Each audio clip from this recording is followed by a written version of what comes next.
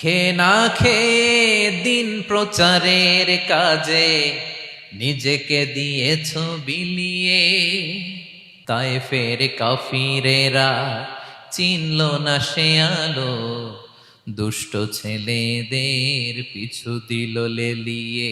পাথরের আঘাতে ক্ষত বিক্ষত হয়ে সারা শরীর থেকে রক্ত ঝরে।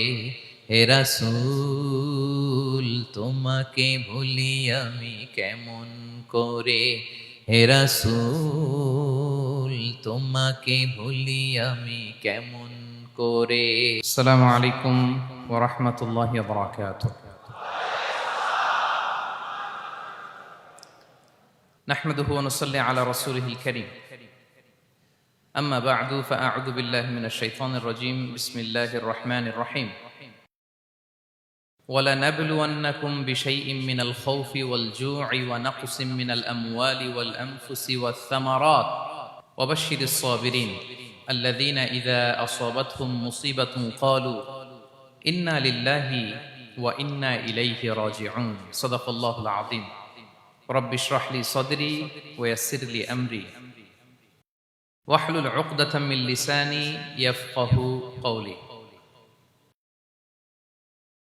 মুয়ার ইসলামিক কনফারেন্স 2024-এ আপনারা যারা উপস্থিত হয়েছেন তাদের সবাইকে আমার অন্তরের অন্তঃস্থল থেকে জানাচ্ছি আন্তরিক শুভেচ্ছা এবং মুবারকবাদ। আহলান ওয়া সাহলান ওয়া মারহাবান বিকুম ফি হাদাল লিকা আত-তাইয়িব আল মুবারাক।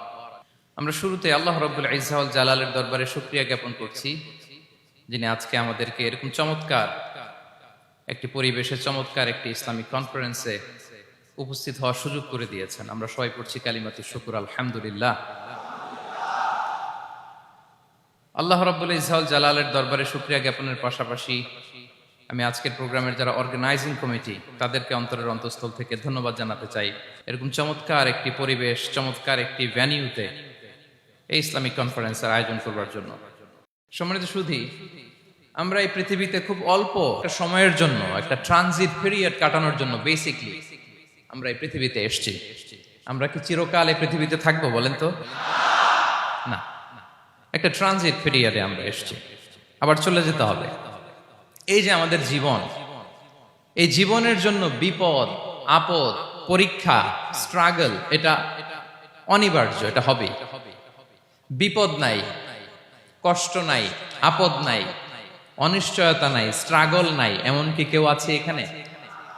কেউ কি হাত তুলে বলতে পারবেন যে হুজুর আমার জীবনে কোনো বিপদ নাই, অথবা আমার জীবনে কোনো দুঃখ নাই, কষ্ট নাই, কোনো স্ট্রাগল নাই, কোনো রিস্ক নাই? এরকম সৌভাগ্যবান কেউ আছেন এখানে? তাহলে জীবনের জন্য পরীক্ষা এটা অনস্বীকার্য, হবেই হবে পরীক্ষা। পৃথিবীর জীবনটাই এমন, এভাবেই এই লাইফকে ডিজাইন করা হয়েছে। পরীক্ষা থাকবে, এখানে বিপদ থাকবে, এগুলো উত্তীর্ণ হয়ে আপনাকে যেতে হবে। চির সুখ চির শান্তি এটাই পৃথিবীতে হয় না। চির সুখ এবং চির শান্তির জায়গা হচ্ছে জান্নাত। চির সুখ এবং চির শান্তি কোথায়? এটা জান্নাতের বৈশিষ্ট্য। চির সুখ চির শান্তি, টেনশন নাই, ঝামেলা নাই, পরীক্ষা নাই, বিপদ নাই, রিস্ক নাই, স্ট্রাগল নাই, এটা হচ্ছে দ্য ফিচার্স অফ জান্নাত, জান্নাতের ফিচার। কিন্তু সমস্যা বাদে তখন যখন জান্নাতের ফিচার আমরা দুনিয়ায় খুঁজি, যেটা পাবো আমরা জান্নাতে, এটা খুঁজি কোথায়? এই তখনই সমস্যা বাদে। And this is the main problem, এটাই বড় সমস্যা। এই সমস্যার সমাধান কোথায়, এটা নিয়ে আজকে আমি কিছু কথা অ্যাড্রেস করবো ইনশাআল্লাহ। তো তাহলে আসুন শুনি জান্নাতের ফিচার কি। জান্নাতের কমন একটা ফিচার হচ্ছে জান্নাতে there will be no sickness in paradise। জান্নাতে কোনো অসুস্থতা থাকবে না, চিরসুস্থ। সুবহানাল্লাহ পড়েন। চিরসুস্থ, চির সবল, কেউ অসুস্থ হবে না জান্নাতে। জান্নাত হবে অ্যান্টি এইজিং, জান্নাতে বয়স বাড়বে না কারো, চিরযৌবনা, চিরযুবক, অ্যান্টি এজিং। আপনারা জানেন যে বর্তমান পৃথিবীতে অ্যান্টি এজিং ক্রিম পাওয়া যায় না? ক্রিম, কথা বুঝতেছেন? অ্যান্টি এজিং ক্রিম পাওয়া যায়। তারা বলে এই ক্রিম মাখলে চামড়ায় ভাঁজ পড়ে না। এটার দাম আছে কিন্তু অনেক। অ্যান্টি এজিং ক্রিম লাগায়, শ্যাম্পু ইউজ করে, অ্যান্টি এজিং অয়েল আছে, এটা দিলে নাকি চামড়ায় ভাঁজ পড়ে না। ইভেন ভারতের অনেক বড় একজন ব্যবসায়ী মুকেশ আম্বানি, নাম শুনছেন না, যে তার ছেলের বিয়ে হয়ে গেল,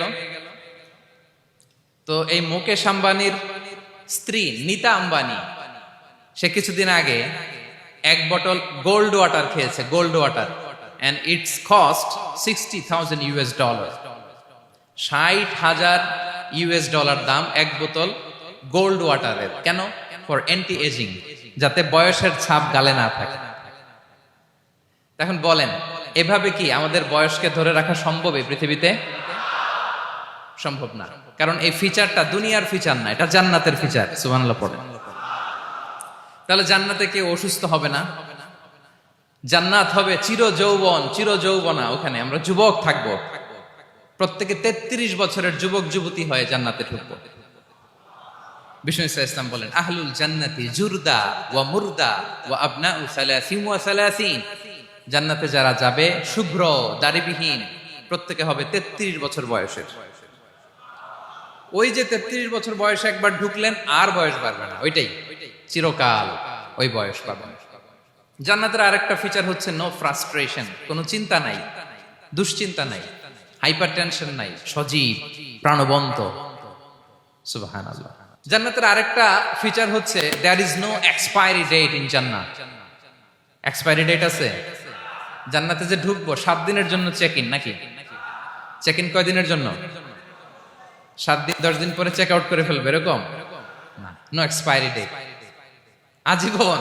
একবার এন্ট্রি পেলে বের হওয়ার টেনশন নাই। আল্লাহু আকবার।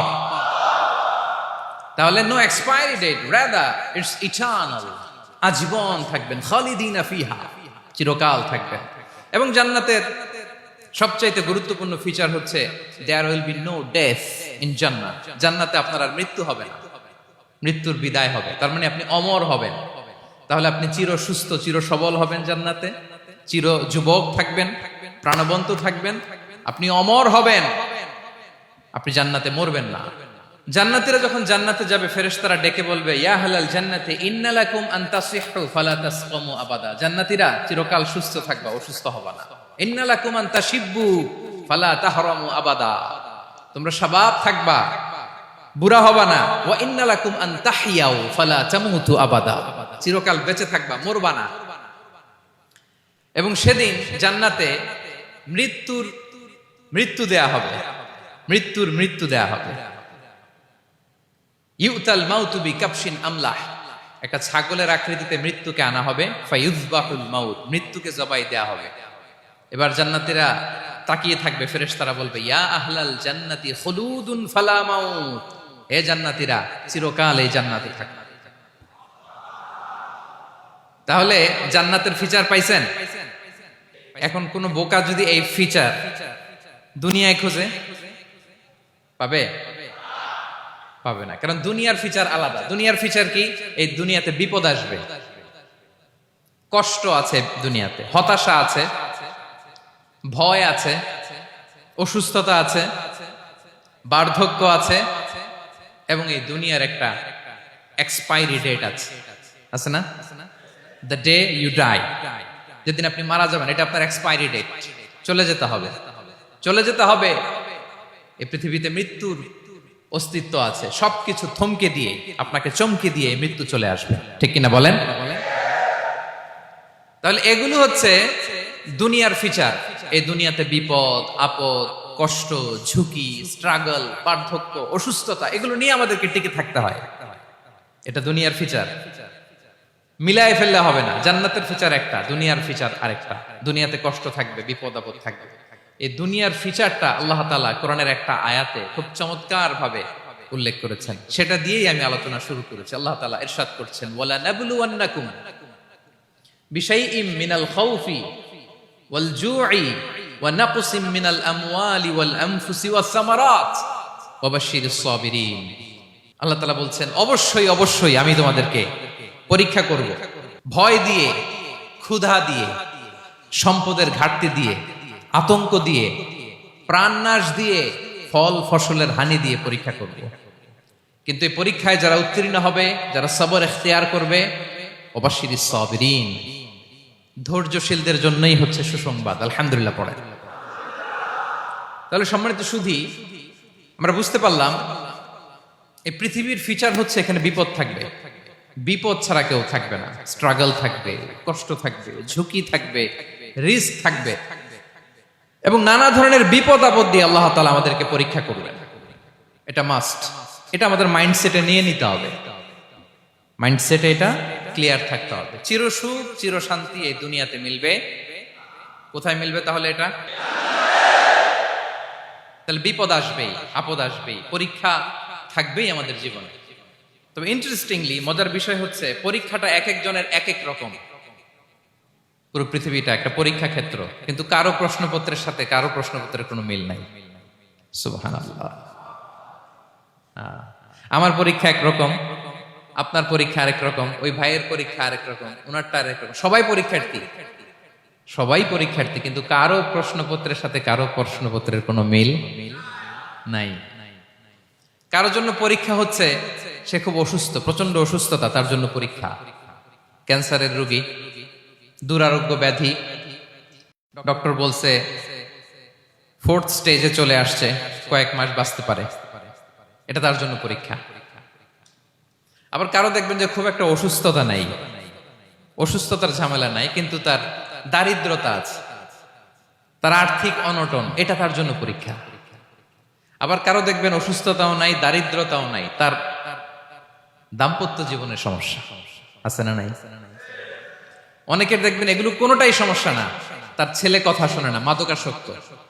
আহা, মাদকাসক্ত, রিহ্যাবে পাঠায়, আবার আসে, আবার গাঁজা খাওয়া শুরু করে, আছে না নাই বলেন? দেখেন তার পরীক্ষাটা আবার আলাদা। অনেকের দেখবেন মেয়ে বাবার কথা শোনে না। আবার অনেকের দেখবেন যে ব্যবসায় সমস্যা, লসের পর লস, লাভ উঠাতে পারে না। তাহলে পরীক্ষা ছাড়া, বিপদ আপদ ছাড়াই দুনিয়াতে কেউ নাই, কেউ নাই প্রিয় ভাইরা। এটা আমাদের মাথায় রাখতে হবে। পরীক্ষা আপনাকে দিতেই হবে, পরীক্ষা দিয়ে দিয়েই নিজেকে প্রমাণ করতে হবে। আর এক একজনের পরীক্ষাটা এক এক রকম, কারো পরীক্ষার সাথে কারো পরীক্ষার কোনো মিল থাকবে না। তো মাঝে মাঝে আমরা এটা ভুলে যাই। আল্লাহ তাআলা কালামে পাকে রিমাইন্ডার দিয়ে আমাদেরকে স্মরণ করিয়ে দিতে চান যে এই পৃথিবীতে আসলে তোমরা এসেছো পরীক্ষা দিতে। এটাই জীবনের বড় বাস্তবতা। আমাদের জীবনে যত হতাশা, আমাদের জীবন নিয়ে যত অভিযোগ, আমাদের মনে যত কষ্ট, আমাদের হৃদয়ের ভেতরে যত অস্থিরতা, তার মূলে হচ্ছে এই সমস্যা যে আমরা ভুলেই গেছি আমরা পরীক্ষা দিতে আসছি।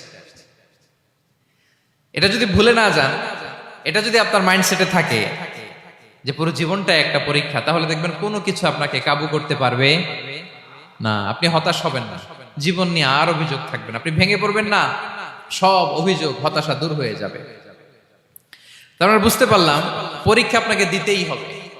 পরীক্ষা দেয়া ছাড়া এই পৃথিবী থেকে চলে যাওয়ার কোনো চান্স বা সুযোগ আমাদের কারো নেই।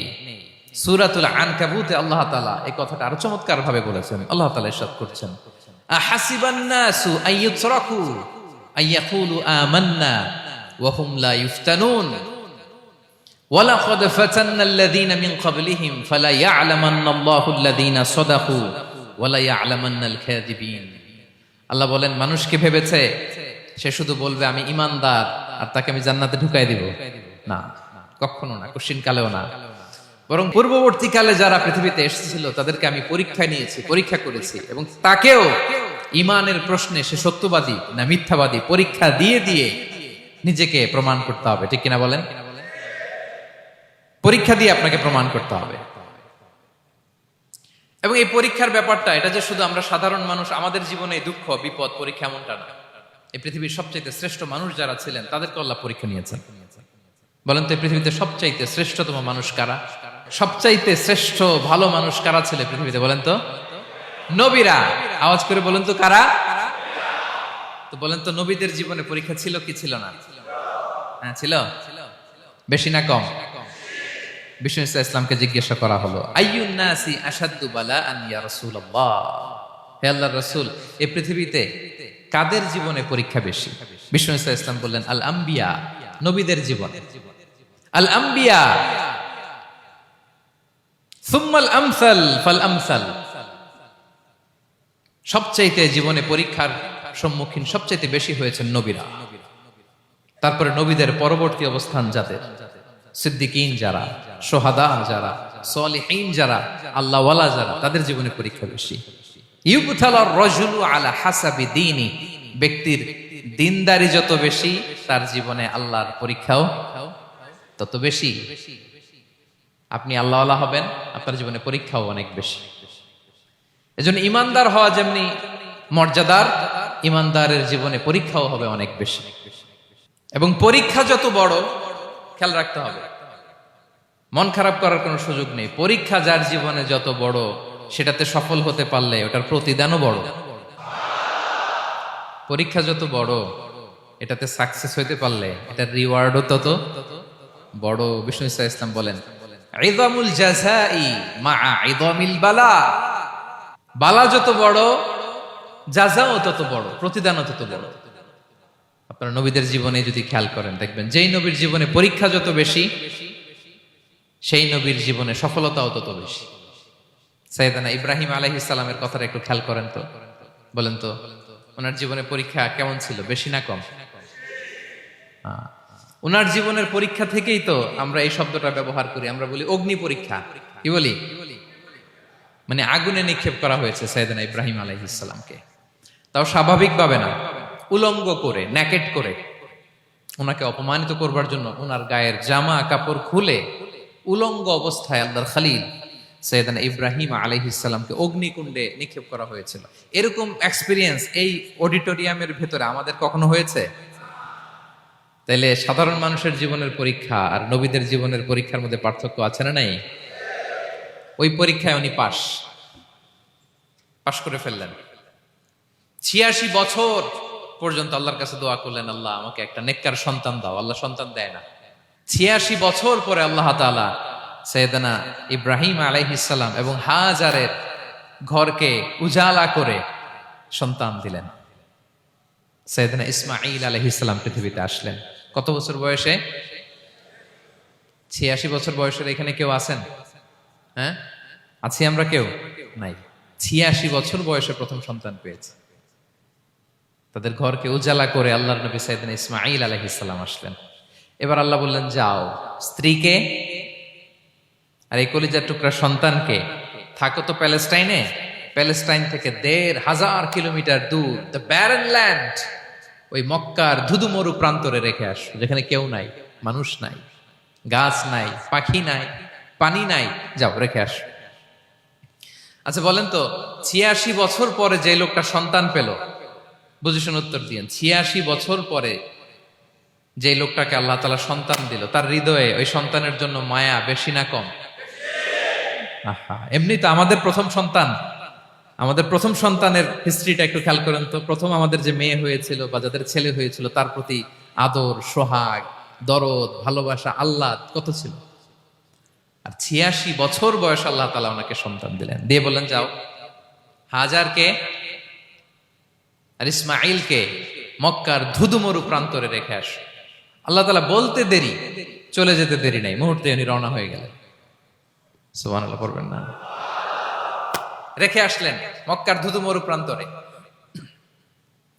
এবার আল্লাহ বললেন, যাও রিটার্ন ব্যাক টু প্যালেস্টাইন, প্যালেস্টাইনে চলে যাও। চলে গেলেন, হৃদয়টা ভেঙে খান খান।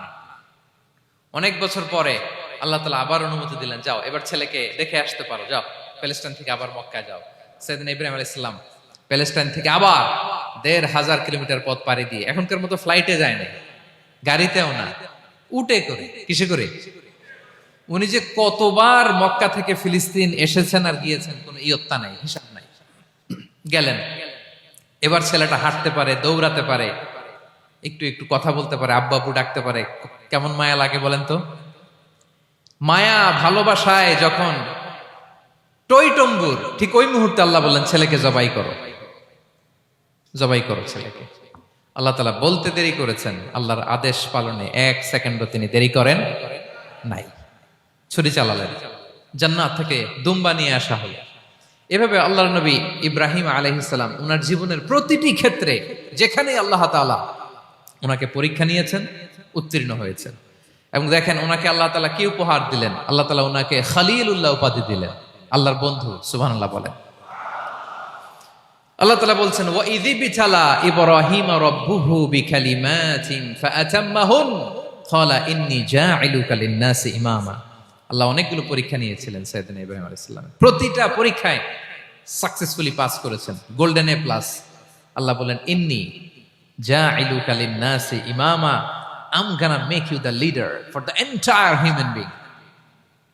I'm gonna appoint you as a leader for the entire universe.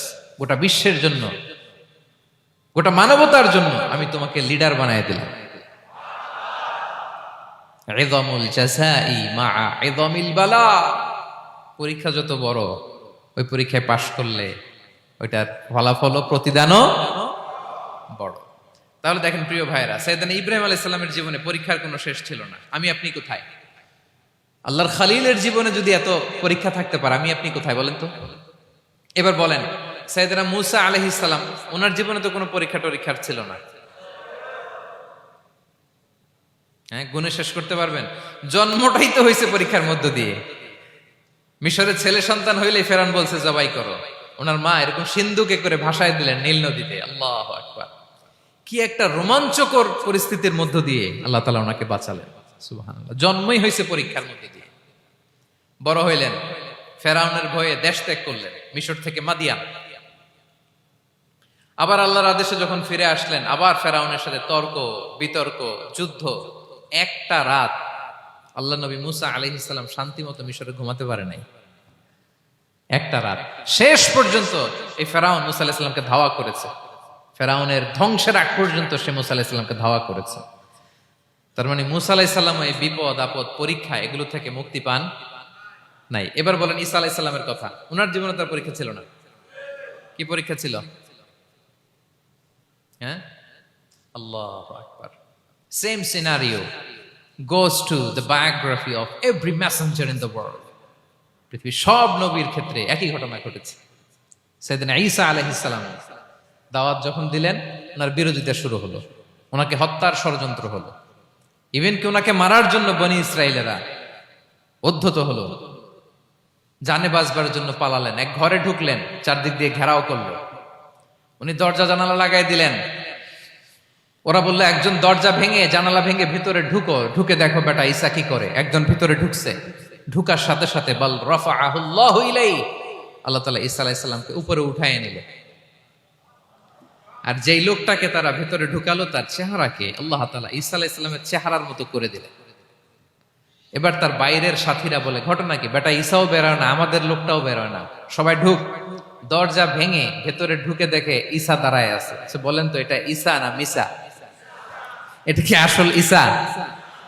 ওমা কতালু ওমা সলাবু ওয়ালাকিন শুব্বিহা লাহুম। আল্লাহ বলে তোমরা আমার নবী ঈসাকে হত্যাও করতে পারো নাই, শুলেও চড়াতে পারো নাই, আমি সেফটি সিকিউরিটি দিয়ে আমার নবী ঈসা আলাইহিস সালামকে আকাশে তুলে নিয়েছি।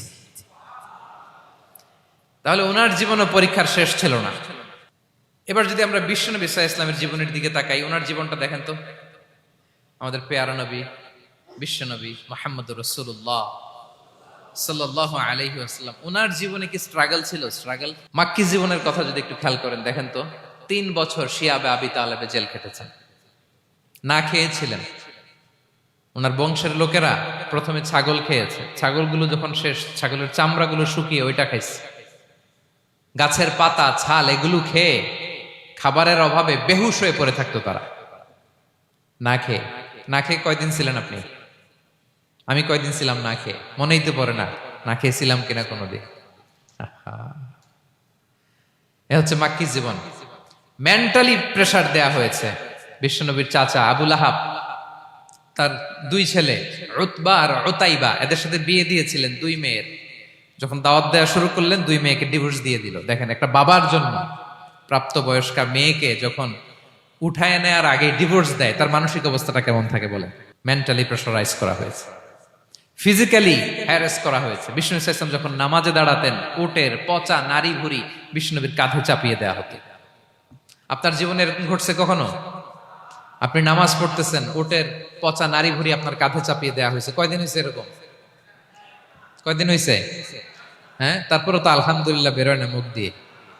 কেমন আছেন হুজুর কোয়েন না, বেশি একটা সুবিধার না, তাই না?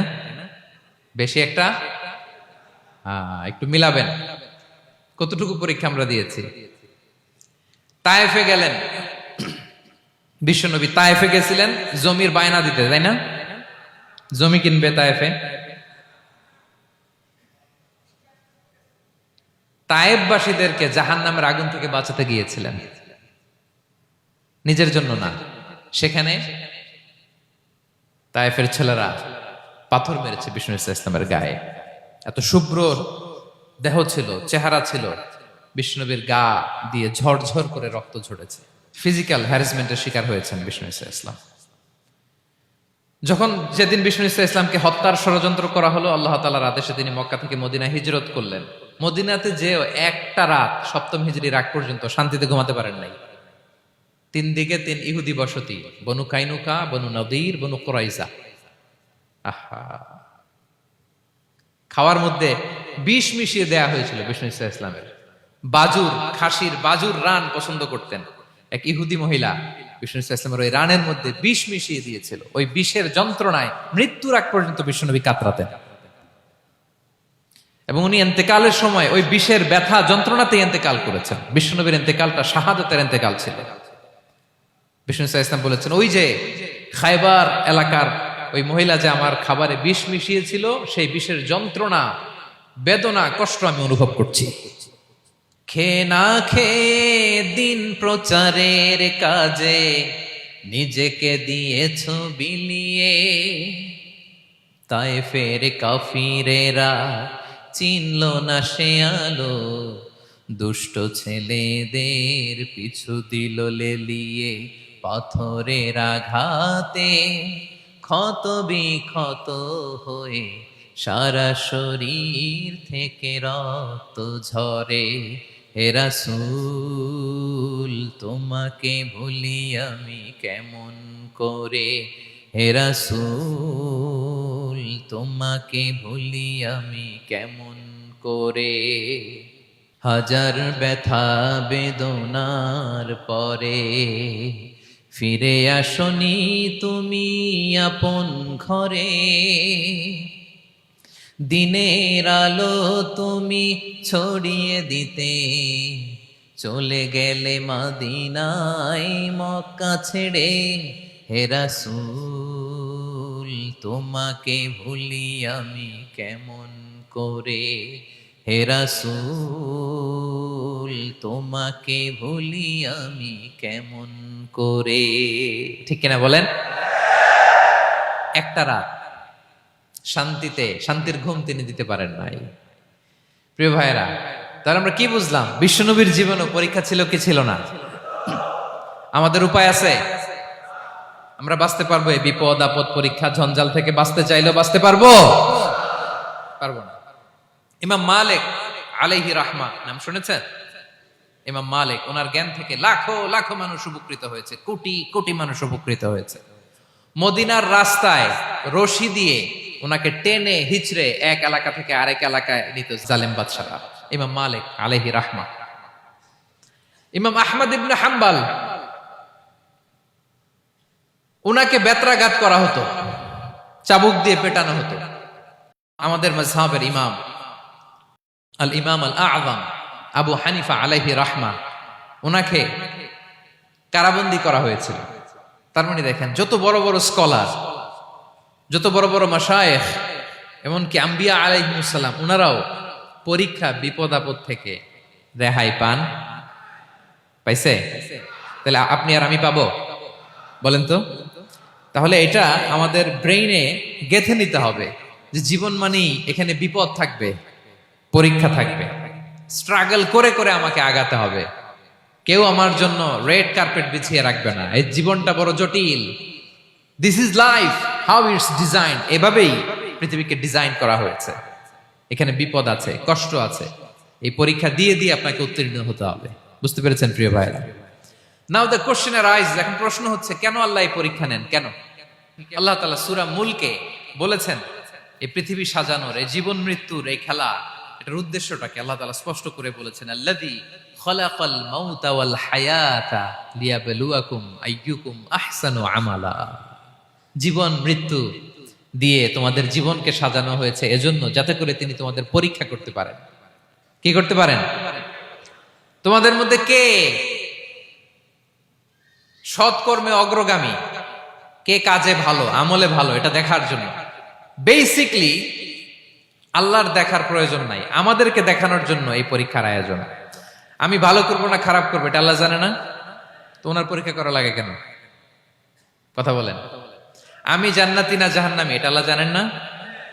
বেসিকলি আমাদেরকে জানানোর জন্য এই পরীক্ষার আয়োজন। কাদেরকে জানানোর জন্য? মানে তুমি জেনে যাও তুমি জান্নাতি না জাহান্নামী, আমি ভালো করেই জানি। একটা ছোট্ট উদাহরণ দিলে বুঝতে পারবেন প্রিয় ভাইয়েরা। ধরেন আল্লাহ তাআলা দুইজনকে সৃষ্টি করলেন।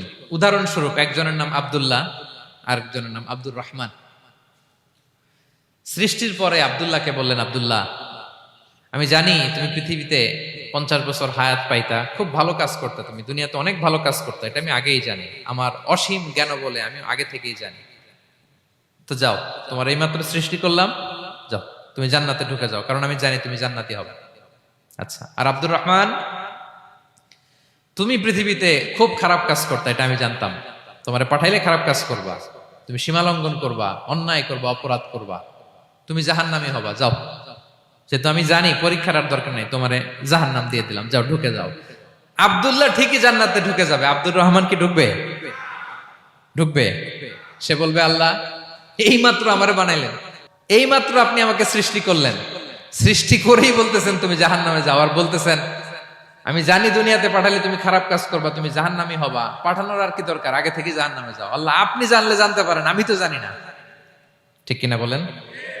সে বলবে, না আল্লাহ আপনি ভুল বলতেছেন, এই দুনিয়াতে পাঠাইলে আমি খুব ভালো কাজ করতাম, আমি সীমা লঙ্ঘন করতাম না, নামাজ পড়তাম, রোজা রাখতাম, হজ করতাম, যাকাত দিতাম, সাদাকা করতাম, চ্যারিটি করতাম, জনকল্যাণকর সব ভালো কাজগুলো আল্লাহ আমি করতাম।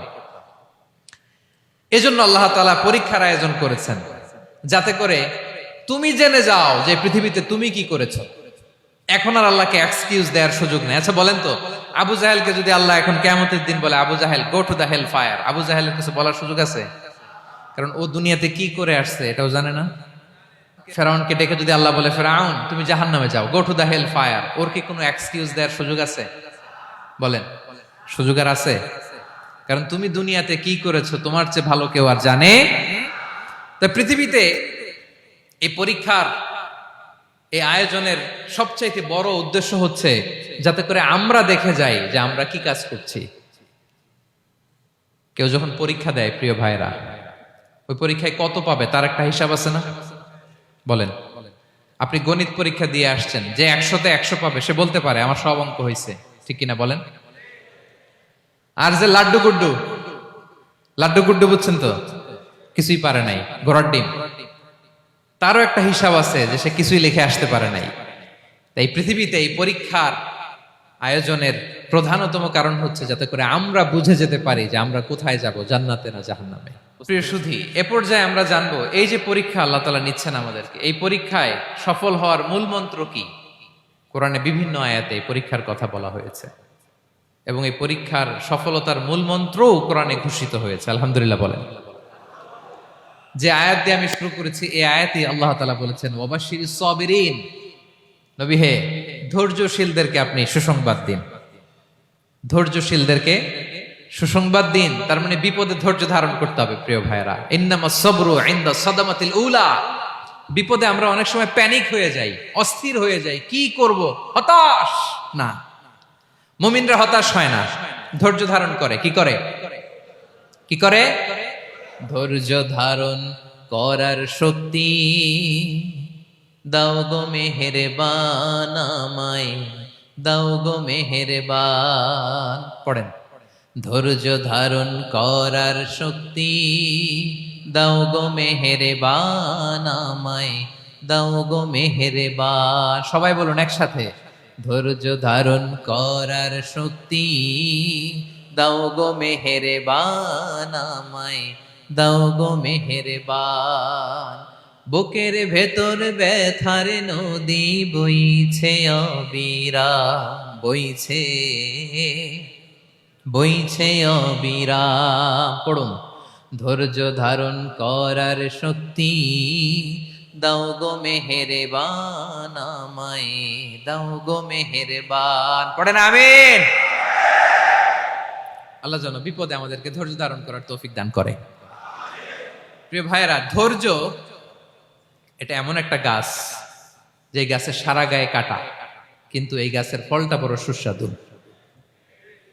আই রিপিট, আমি আবারও বলছি, ধৈর্য এটা এমন একটা গাছ যে গাছের সারা গায়ে কাটা, কিন্তু ফলটা বড় মিষ্টি, ফলটা বড় সুস্বাদু। সবাই ধৈর্য ধারণ করতে পারে না। বিষ্ণু ইসলামকে আল্লাহ তাআলা নানা সময় আশ্বস্ত করেছেন, সান্ত্বনা দিয়েছেন, আর ধৈর্যের বাণী শুনিয়েছেন। আল্লাহ বলেন, ফাসবির কামা সবারা উলুল আজমি মিনার রসুল। নবী হে, আপনার আগে দৃঢ় প্রত্যয়ী নবীরা যেরকম ধৈর্য ধারণ করেছে, আপনিও ধৈর্য ধারণ করুন। সূরাতুল মুজাম্মিল আল্লাহ তাআলা বলছেন, ওয়াসবির আলা মা ইয়াকুলুনা ওয়াহজুরহুম হাজরান জামিলা। ওরা যাই বলুক, আপনি ধৈর্য ধারণ করুন, ওদের কথাকে ইগনোর করুন। Just ignore what they are saying to you. যা বলে আপনি জাস্ট ইগনোর করেন। ওরা বিষ্ণু ঈসা ইসলামের মনোবলকে ভেঙে দেওয়ার জন্য কখনো বিষ্ণু ঈসা ইসলামকে কবি বলে গালি দিত। কবি কি বলতো? শায়ের। কখনো বলতো মজনুন, পাগল। নাউজুবিল্লাহ পড়বেন না? পাগল বলে গালি দিত। মাঝে মাঝে বলতো কাহিন, গণক। মাঝে মাঝে বিষ্ণু ঈসা ইসলামকে তারা বলতো আবতার, লেস কাটা। মুহাম্মদ, তোমার ছেলে নাই, তোমার বংশ নির্বংশ হয়ে গেছে, তোমার নাম নেয়ার মতো কেউ নাই। আহা, কপাল পোড়া। গোটা বিশ্বব্যাপী বিষ্ণু ঈসা ইসলামের সুনাম সুখ্যাতি ছড়িয়ে দিয়েছে কে?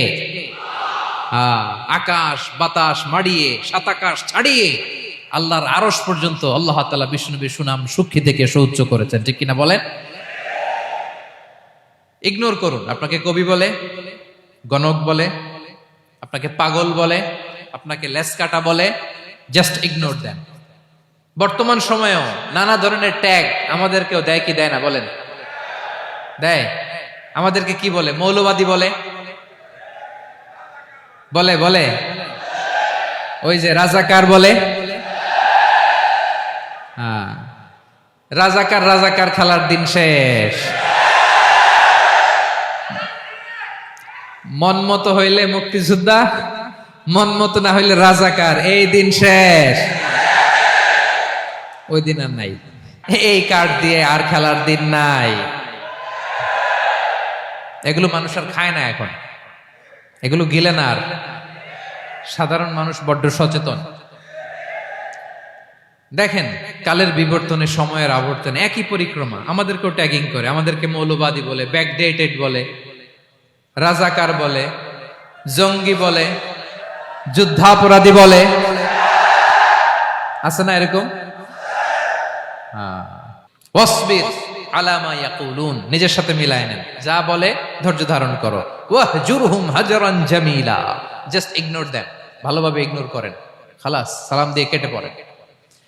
তাহলে প্রিয় ভাইরা, এই বিপদ আপদ আমাদের পিছু ছাড়বে না, পিছু ছাড়বে না। নবীদের পিছু ছাড়ে নাই, আমরা কোথায়? আমরা আর কি? বিপদ আমাদেরকে ধৈর্য ধারণ করতে হবে, মনোবল হারাইলে হবে না।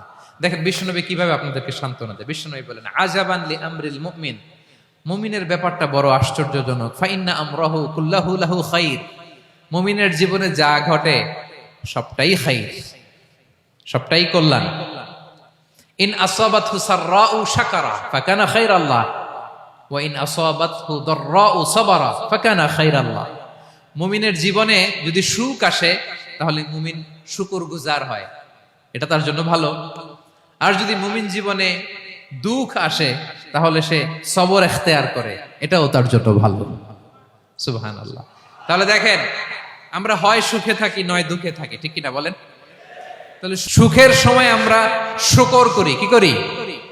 শুকরগুজার হই। শুকরিয়া করাও একটা ইবাদত, শুকরিয়া করাও কি? আর দুঃখের সময় আমরা সবর করি, সবর করাটাও একটা। তাহলে আমাদের পুরো জীবনটাই ইবাদত, পুরো জীবনটাই সুখের সময় শুকর আর দুঃখের সময় সবর। আওয়াজ করে বলেন, সুখের সময় শুকর, আর দুঃখের সময়। এই দুই ইবাদত মুমিন জীবনে চলমান, কন্টিনিউয়াস, একটা উইন উইন সিচুয়েশন। কি বলেন? উইন উইন হয়ে গেল না? যেই পরিস্থিতিতেই থাকে আমাদের জন্য লাভ। আল্লাহু আকবার। তাহলে প্রিয় ভাইরা, এটাই জীবনের বাস্তবতা। সবর আমাদেরকে ইখতিয়ার করতে হবে, হতাশ হওয়া যাবে না। অনেকে আমরা অল্পতে হতাশ হই। এই যে আমরা ধৈর্য ধারণ করছি, এর ফল পাচ্ছি না? দীর্ঘ 1.5 যুগ, 1.5 দশক ধরে ধৈর্য ধারণ করছেন না আপনারা? এখন মুক্তি, স্বাধীনতা, বিজয় এনে দিয়েছে কে? ধৈর্য ধারণ করুন। ধৈর্যের যে ফলাফল, এটা বড় মিষ্টি। ধৈর্য এমন একটা গাছ, এই গাছের সারা গায়ে কাটা, কিন্তু এর ফলটা বড় সুস্বাদু, এর ফলটা বড় মিষ্টি। ধৈর্য ধারণ করার অভ্যাস করতে হবে প্রিয় ভাইরা। মুমিন হতাশ হয় না, হাল ছেড়ে দেয় না। মুমিন ভরসা রাখে একজনের উপর, তিনি কে? লা তাইআসু মির রাউহিল্লাহ ইন্নাহু লা ইয়াইআসু মির রাউহিল্লাহি ইল্লাল কওমুল কাফিরুন। আল্লাহর রহ থেকে, রহম থেকে নিরাশ হয়ে যাও না। কাফির ছাড়া, অকৃতজ্ঞ ছাড়া কেউ আল্লাহর রহ থেকে, আশা থেকে নিরাশ হয় না। শয়তানের সবচেয়ে বড় মিশন হলো আমাদেরকে হতাশ বানানো। এটা খেয়াল রাখবেন। শয়তানের সবচাইতে বড় মিশন কি? আমাদেরকে হতাশ করে দেয়া। হতাশ বানাইতে পারলে সে সাকসেসফুল, খুশি। কিন্তু আমরা এত সহজে হতাশ হই না, আমরা নিরাশ হই না, আমরা বিপদে হাল ছেড়ে দেই না। আমরা ভরসা রাখি এক মহান সত্তার উপর। তিনি কে? মনে থাকবে? বিপদ আসলে ভেঙে পড়বেন? ভিসা না হইলে কান্নাকাটি শুরু করবেন? ব্যবসায় লস হইলে হাউমাউ? হ্যাঁ, দেশ থেকে কোনো দুঃসংবাদ আসলে হতাশ হবেন, ভেঙে পড়বেন? ধৈর্য ধারণ করব আমরা। আওয়াজ করে বলেন, আমরা কি করব? সবর। বিপদ ট্যাকেল দেওয়ার প্রথম স্টেপ হচ্ছে সবর। ধৈর্য ধারণ করতে হবে। অবশ্যই সাবিরিন, ধৈর্যশীলদেরকে সুসংবাদ দাও। বিপদ থেকে বাঁচার দ্বিতীয় স্টেপ হচ্ছে এই বিপদ থেকে উত্তরণের চেষ্টা করতে হবে। কন্টিনিউয়াস প্রচেষ্টা চালিয়ে যেতে হবে। ওয়াল্লাযীনা জাহাদু ফিনা লানাহদিয়ান্নাহুম সুবুলানা। যারা আমার রাস্তায় চেষ্টা করে, প্রচেষ্টা করে, স্ট্রাগল করে, তাদেরকে আমি পথ দেখিয়ে দেই, সুবুল দেখিয়ে দেই, ওয়ে আউট দেখায় দেই, এক্সিট দেখায় দেই। কোথাও আটকাবেন না আপনি, আপনাকে এক্সিট দেখায় দিবে কে? মালয়েশিয়াতে কেলুয়ার বলে না? কেলুয়ার কি বলে চিনেন? কেলুয়ার মানে কি? এক্সিট। এক্সিট পেয়ে যাবেন, আটকাবেন না আপনি জীবনে কোথাও। 3 নাম্বার, আল্লাহর উপর তাওয়াক্কুল করতে হবে বিপদ আসলে। ওমাইয়া তাওয়াক্কাল আলাল্লাহি ফাহুয়া হাসবুহ। আল্লাহর উপর যে তাওয়াক্কুল করে, আল্লাহই তার জন্য যথেষ্ট হয়ে যায়। তাহলে বিপদে প্রিয় ভাইরা আমরা প্যানিক হব না, ধৈর্য ধারণ করব, বিপদ থেকে উত্তরণের সর্বোচ্চ প্রচেষ্টা চালিয়ে যাব, আর ভরসা রাখবো একজনের উপর, তিনি কে? আর বিপদ আসলে এটাকে নেগেটিভলি নেবেন না সব সময়। বিপদ আপদ এটা অনেক পজিটিভ, ভালো জিনিস আমাদের জীবনে বয়ে নিয়ে আসে। শাইখুল ইসলাম ইবনু তাইমিয়া আলাইহি রাহমা, উনি বলতেন, খুব দামি কথা, খুব হেভি ওয়েট কথা, মনোযোগ দিয়ে শুনুন। তিনি বলতেন, যে নেয়ামত তোমাকে আল্লাহ থেকে দূরে সরায়, ওই নেয়ামতের চেয়ে বিপদ ভালো, যে বিপদ তোমাকে আল্লাহর দিকে ধাবিত করে। আই রিপিট, আমি আবারও বলি, যে নাজ নেয়ামত তোমাকে আল্লাহ থেকে দূরে সরিয়ে দেয়, সে নাজ নেয়ামতের চেয়ে ওই বিপদ আপদ ভালো, যেই বিপদ আপদ তোমাকে আল্লাহর কাছে টেনে নেয়। তাহলে বিপদ আপদ আসলে আপনি হতাশ হবেন? আর কখনো দুঃখ করবেন? মোয়ারের ভাইয়েরা, আর মন খারাপ করবেন? আপনি খেয়াল করে দেখেন, বিপদ আসলে আমরা আল্লাহরে ডাকি বেশি। যখন অসুস্থ আপনি খেয়াল করেন তো, আল্লাহ আল্লাহ, তুমি ছাড়া বাঁচানোর কেউ নাই, আল্লাহ আল্লাহ তুমি হেফাজত করো, আল্লাহ তুমি সুস্থ করে দাও। যখন লাইফ থ্রেট, দেখেন আপনি গুম হয়ে যেতে পারেন, আপনার কারাবন্দি করতে পারে, এরকম একটা বিপদের মধ্যে আছেন, তখন খেয়াল করেন তো আল্লাহর সাথে আপনার কানেক্টিভিটি, রিলেশনশিপটা কতটা ডেভেলপ হয়। কারণ বিপদে পড়লে আমরা আল্লাহরে ডাকি বেশি। তাহলে বিপদ আপদেরও কিছু পজিটিভ সাইড বা দিক আমাদের জীবনে আছে না নাই? অনেক পজিটিভ দিক আছে, কয়েকটা শেয়ার করি। 1 নাম্বার, আল্লাহ এক নম্বর পজিটিভ সাইড তো বললাম, ইমাম ইবনু তাইমিয়া যেটা বললেন। এরপরে হচ্ছে মাঝে মাঝে আল্লাহ তাআলা আমাদের মর্যাদাকে আপগ্রেড করতে চায়, এলিভেট করতে চায়। আপনি ধরেন কোন একটা এয়ারলাইন্সের রেগুলার প্যাসেঞ্জার টিকিট কাটেন, মাঝে মাঝে হঠাৎ করে দেখবেন কাউন্টারে গেলে তারা বলে you are upgraded to business class অথবা you are upgraded to first class. যেহেতু রেগুলার প্যাসেঞ্জার, অনেক মাইলস জমা হয়েছে, আপগ্রেড করে দেয়। আল্লাহ তাআলা মাঝে মাঝে চায় তিনি আমাদের মর্যাদাকে, র্যাঙ্ক এটাকে আপগ্রেড করবেন, কিন্তু আমার যে আমল আখলাকের অবস্থা ওইটা দিয়ে ওই আপগ্রেড র্যাঙ্কে যাওয়ার সুযোগ নাই। বুঝতেছেন কথা? আল্লাহ চায় আমার লেভেল একটু আপ করতে, কিন্তু আমার আমলের যে অবস্থা এতে আমি ওখানে যাই না। তখন আল্লাহ কিছু বিপদ আপদ দিয়ে, পরীক্ষা দিয়ে বান্দাকে টেস্ট করে। ওই পরীক্ষায় যদি উত্তীর্ণ হন, সাথে সাথে আল্লাহ তাআলা আপনার লেভেল বা র্যাঙ্ক আপগ্রেড করে দেয়। সুবহানাল্লাহ পড়বেন না? তাহলে লাভ না লস? আওয়াজ করে বলেন, লাভ না লস? মুমিন জীবনের সব লাভ।